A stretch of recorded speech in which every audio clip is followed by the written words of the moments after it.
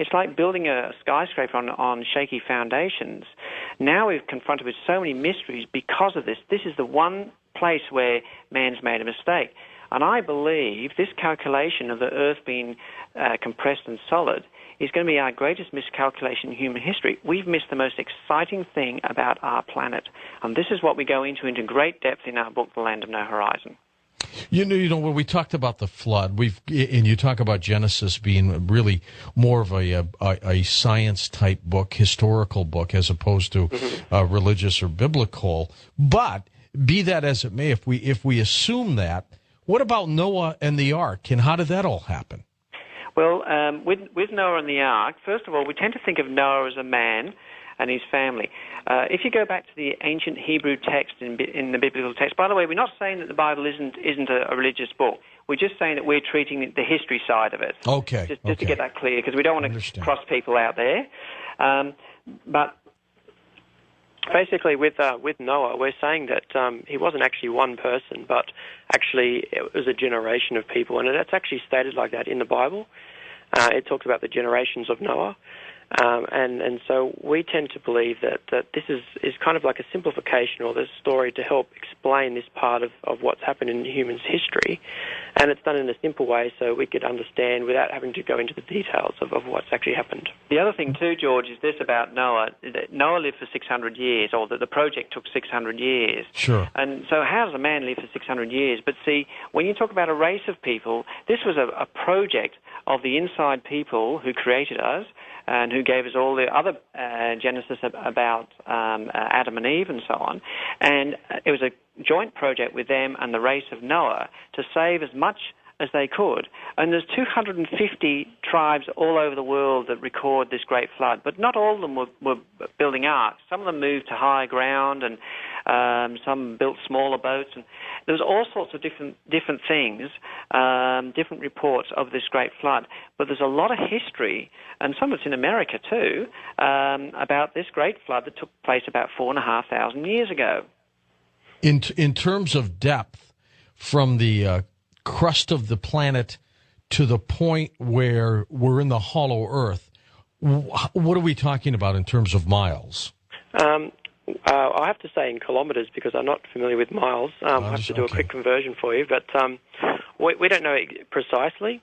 But I'd say anywhere from 300 kilometres to 500 kilometres would sound about right. One of the things that's about 200 miles, 250 miles, 275 miles. But that's a calculated guess, and we probably shouldn't build theories on that without further investigation. But all right. Yeah. Well, one of the things we have found is you'll have earthquakes on the surface of the planet, and we can detect them, and we know where they're coming from. But we also have a thing called deep focus earthquakes. And what tends to happen is there's a lot of earthquakes near the surface, but then you go down to a certain level, there isn't many after that. And then there's another series of lot of earthquakes, and that seems to be what we would correlate with the surface of the inside of the planet. When what about the core? When we go beyond that, we don't find earthquakes at all. So it seems that it just seems to be on the surface of the inside and outside crust where the earthquakes will appear. Interesting. What about the core? Science has talked about a core being in the middle of the planet. We don't believe that at all. And we even with our scientific investigation, we fail to see how they've come to that conclusion. Quite frankly, we really did believe when we went into this project that we would find evidence here and there that would contradict what we felt was the case. And in 13 years investigation, we actually found nothing, and we were looking because we felt, well, if we don't find it, other people will. And we actually found nothing, only the desire for things to be so, or the belief for things to be so. It's almost welled in our minds about the center of the earth. And even people that read our book have said to us that, what you says makes so much sense to us. It's got to be right, but I can't get my head around it because I'm being conditioned to believe the earth is structured this way. Would you both love to undertake a mission inside the planet? Oh, that'd be fantastic. I don't think you'd come back. I'd go. I'd go. Maybe we'd broadcast a show down there. Well, they may be listening to us, so we want to come down there. Well, I tell you, you two are from Australia. This brings back a new meaning to the word down under, doesn't it? Yes, certainly does, doesn't it? Next hour. George, an interesting thing here, Can you imagine what these people could tell us? If we came to face with the people who created humanity, just imagine for a moment how they could educate us, or medical science, tell us about our history. It's like we've lost our parents, and we're an orphan race, a species on the earth, not race, species on the earth. And it's almost like we're looking for our parents. Imagine if we came to face with these people. Imagine the technologies they'd have. I mean, they cut through the planetary wall, 4,500 years ago. Are they the gods? Well, I believe so. I believe UFOs, gods, and the inner earth people are all the one thing, and it's just a different way people interpret it. Again, we don't want to step on anyone's toes when it comes to religious beliefs. We believe that if you believe in the truth and you feel that what you believe is the truth, then if we find the truth, it shouldn't affect your belief. It's as simple as that. That's true. Yes. What do you think has been going on then when we have nuclear explosions, nuclear testing? I would guess that disrupts whatever inhabitants there might be in this hollow planet. Well, I think they're probably concerned about what we're doing to the outside world, but also they are leaving it up to us because we need to learn for ourselves. It's a bit like a child. You say to a child, don't touch the stove, you'll burn yourself. The child has to touch the stove and burn itself before it believes its parents. And they're our parents, and they're saying, well, you have to work this out for yourself. And we're better people. Humanity's starting to come around. We're starting to get better. We're starting to get more compassionate. Look at September 11, how compassionate everyone was about that all over the world, here in Australia.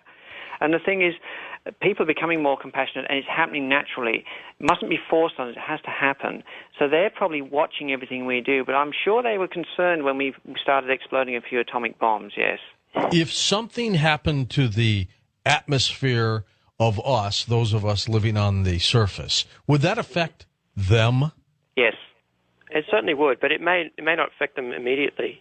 Because now that we've had the flood, there's obviously a connection between the inside and the outside world through the oceans.